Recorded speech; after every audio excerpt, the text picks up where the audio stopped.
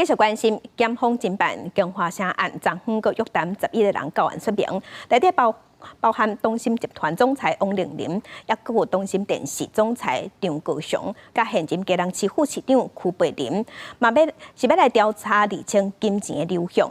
即马佮逼出一个关键人物，伊的外号小名叫做甘仔，是郭文哲的秘书。也毋过检方即马发现讲，伊人即马伫日本。 对提问下手，东鑫集团的总裁王玲玲以证人的身份向约谈，北检复审了后请回。随对另外一个大门离开，兼东鑫电视汉无德国籍总裁张国雄嘛互团去作证。这波约谈的名单，还有现任基隆市的副市长曲培林，含报缴业者陈英祖。 还是我们有捐献至现金的部分？没有。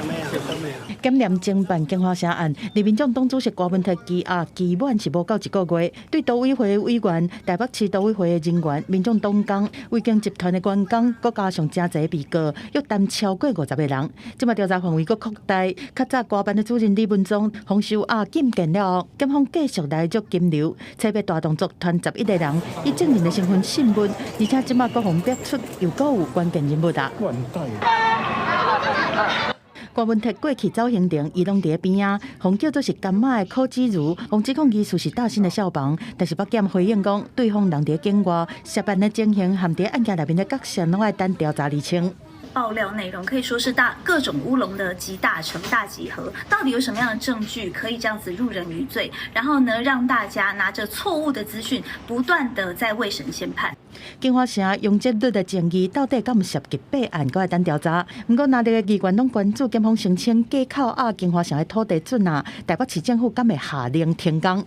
他经过法院扣押，只有权利是禁止施工勘验、停止或不予施工勘验。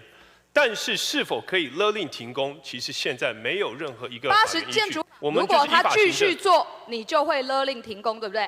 对。面对金华城目前处理的做法，台北市长周万安讲，已经要求主管机关都法局莫甲施工勘验。另外，伊嘛搁一摆强调讲，因拢是依法的行政。记者综合报道。